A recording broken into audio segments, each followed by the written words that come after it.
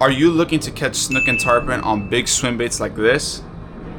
Then this is the video for you. Welcome back to the channel, boys. My name is Dan Ray Fishing, and we're back to a new video. And a frequent question I get a lot of the times is, what setups am I running? What rod am I using? What reel am I using? What line, what braid, what lure, what ounce, weight, everything. I'm here to explain all of that just so I could clear things up and make it a little easier. Show you what I run. I don't know everything. This is what has worked for me personally. Doesn't work for everybody, obviously, but I'm not gonna stop anybody from using what they want to use. But I'll give you what I've learned from a lot of guys that have shown me a lot of things in the fishing, big swim baits, and I'm gonna show you not the secrets of it all, but a lot of the things that not most people talk about. And there's been guys that have been doing this for years, and I'm gonna give love where it's due.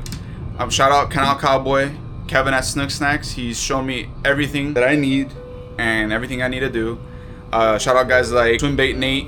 He's my close buddy. He's shown me a lot about swim baits as well. Can't Be Outdoors, another guy that he's shown me a lot. He's shown me how to use these baits, how to alter the baits, what lures and what rods and reels to be using. And yeah, man, these are the guys that have been showing me the love and support and how to get into the swim bait game that other people might have gatekeeped from me.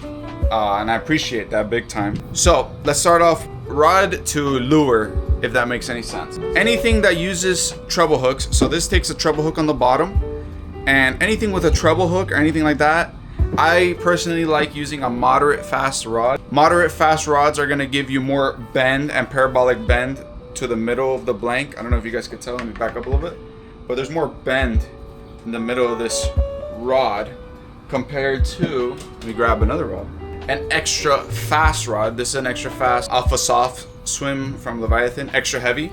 But look how stiff this is in the middle compared to, you know, obviously there's some bend at the end, so you could have some bite, you can feel the bite, but this is very, very stiff rod. Now, let's get into the reasoning. More bendy rods when you're using a treble bait, like this giant glide bait, right? When the fish comes up to head shake, if you have an extra heavy, extra fast rod, it's gonna rip the trebles right out of that fish's face. And that's the last thing you wanna do. And you wanna have as much leverage as you possibly can. You want everything to go your way. That's why I like using moderate fast, even on a line through bait, unless it's a singular hook line through bait. Then you use the extra fast. Extra fast rods are good for single hook applications like this, like a sweep, a JYG, NOBN, whatever, or a jig, stuff like this, or even a swim bait with a singular hook on the top, like the pulse tail 8-inch. Extra fast is gonna get you that penetration instantly. Compared to a treble, yeah, you might get the trebles, but then even if it's a line through, but they might come up and shake it off because you're just applying too much pressure on that hook. There's a time and a place for everything. This is a great rod for Goliath groupers, for sweeping on the bottom, stuff like that. I really like it. It's super sensitive. All right, now let's get into the makes of rods. I like this Ghost Code 2 a lot. It's very, very parabolic. It is 1 to 6 ounce heavy, 8 foot. It is no, it's actually 2 to 6 ounce, and it's a moderate fast rod. And it's probably 15 to 35 line rating. That's where you want to stay for these glide baits, but it's super, super nice. It's held up really good. I really like this for tarpon, especially. It's super bendy, man. Like when those tarpon jump, you want a bendy rod. It literally just goes like this. If you look at it in slow motion, it will literally just bend up and down like that. And that's what you need. So this is an Akuma Guide Select. It is broken. I did not break it from fishing. I broke it. I was driving under a bridge, and I was taking care of my daughter and my wife, and went right under the pilings, perfectly fine. And I forgot this rod was on top of the rod holder, and it snapped. Not Akuma's fault, whatever, but this is Akuma Guide Select. Now this is a great starter glide rod. It's very cheap. I think it goes for like $175. It's really, really cheap, and it's probably the best bang for buck glide rod that you could get. It's a 7-11 heavy, 15 to I think 30 or 35, or 1 to 6 ounce. But 1 to 6 ounce, bro, I could throw a 10 ounce on this and it's not gonna break. I never had a problem on it. Obviously, the handle broke, but happens.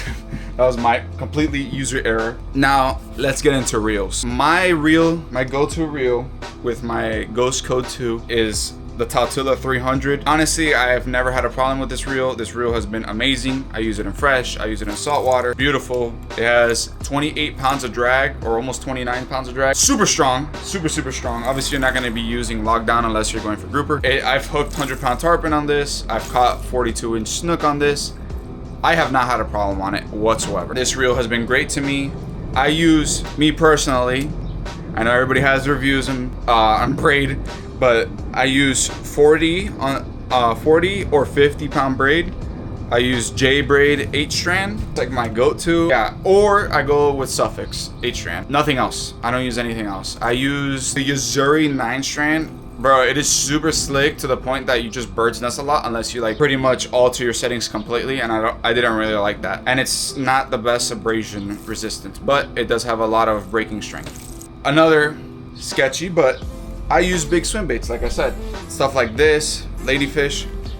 Me personally, I run 80 to 100.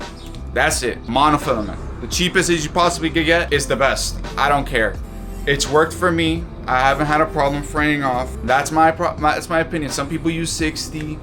I personally don't like using 60, especially from land. If you want to horse a fish out and it's about to get you in a piling, can't really do that with 60-pound leader. You're probably gonna fray off. Remember, this is my opinion. These are what I use. These are what guys have shown me, and it's worked for me.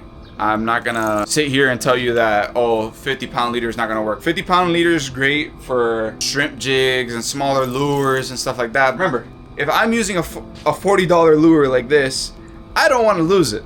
And if you're using 60-pound leader and you fray off, it kind of hurts. I've lost $100 glides before because of that. I was using a 50-pound leader and I lost an $80 glide.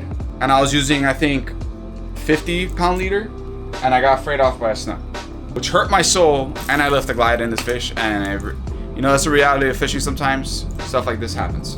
Sucked though. Okay. Another reel I like to use, I've barely put in it, is this Calcutta 300. It's great. It's got a lot of braid. It only has 18 pounds of drag, but honestly, it feels like more. Usually these round reels tend to feel a little stronger. Other reels that you guys could go with is Alexa. The OG Beast are way better than the new ones. New ones break a lot. The Akuma Komodo bulletproof reel. If you could find a 200 size reel, 300 size reel, it's really good. The 400 is really big, but it super smooth, very bulletproof. I had one, just a little too big for my preference. It was the 400. It was like a 600 size reel, but it was really good. All right, let's get into something cool now. Let's get into what baits I use. Me personally, my 2 favorite baits of all time at the moment right now: Everglades bass from Snook Snacks, which is a 10-inch soft shine glide from Savage Gear, and the R&R ladyfish. These 2 baits you cannot beat, in my opinion. These 2 baits, I've caught tarpon, snook. I've caught all my PBs on it, so it's like hard for me to say, oh, another bait's better. But imagine a glide bait that pretty much could skip really well under bridges, which I like to do a lot, and get it into tight places where nobody else really fishes. And then, which you can't really do with a big, you know, 10-inch depths or something like that. Great bait, obviously, but not like a skipping bait. And plus, these baits are line through. So the hook goes on the bottom of both of these baits, and when the fish grabs it, it deploys, and now you have crazy leverage on the fish. When you're using big baits like that, you have a really big chance of losing the fish just from it spitting, because it's such a heavy bait. All that weight on the fish's face, it makes it really easy for the fish to spit it. That's why I really enjoy these 2 baits a lot, especially for tarpon. If you know, glide baits and tarpon don't really go hand in hand, but these baits are pretty much tarpon candy, in my opinion. I've caught a lot of tarpon on them. I'm not an expert. I don't know what, I'm not like perfect by any means, but these baits get bit, bro. Some other baits that are pretty good, not mine, 3D bluegill, and then the glideways. I really like the small glideway and the big glideway. I caught a 37 this, and I also caught nice snook on it. But on top of that, the big version, which I think is the 176, is really good too. The only thing I do have about it is there's sticker weights on the bottom, and they tend to come off a lot, but it's good because you can adjust the weights. But the tail as well, I just super glue them so they don't come off, because I don't want to be paying for losing, and especially peacock and snook and tarpon crush these baits. A lot of the times they just fly off. Also, forgot to mention this, I really, in my humble opinion, I really recommend that you use a casting setup like the ones I've showed you. Those casting setups are amazing. Try to stick away from using spinning reels. spinning reels tend to alter the way you can chop a bait, or if you want to chop it quick and stop it.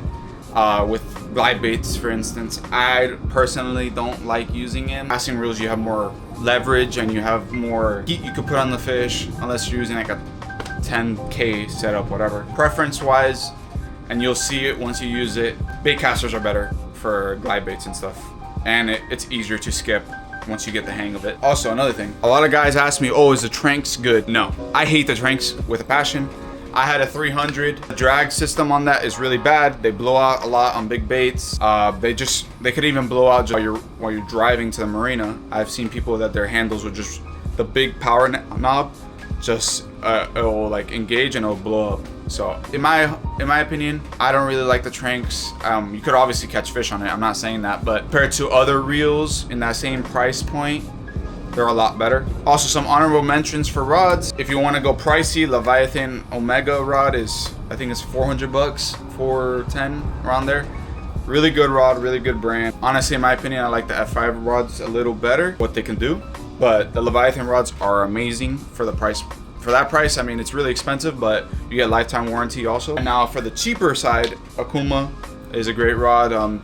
The Mega Vast Levante, the 8-foot. I think it says it's a fast rod, but honestly, my buddy ZD has one and it's very parabolic, way more parabolic than I thought. So you just gotta mess around with it. But yeah, boys, I appreciate you guys clicking on the video. If you guys could like and subscribe, be greatly appreciated. I'm trying to push more content through here and I'm trying to help you guys. And remember to give glory to Christ through everything you do. And everything I do and all the fish I catch, I give my glory to Christ because it's the least I could do. And honestly, without him, I wouldn't be able to do any of this. I wouldn't be able to be here. All the pleasures that God has given us and we enjoy. So at the end of the day, catching fish is the least of our worries. It's cool and all, but Christ is cooler. That's for sure. So I'll catch you boys in the next video. Peace. Also, one more thing. If you guys want me to go down all my combos and show you what setups I use, even my smaller setups, stuff like that, just let me know in the comments and I will definitely get it for you guys 100%. Just let me know.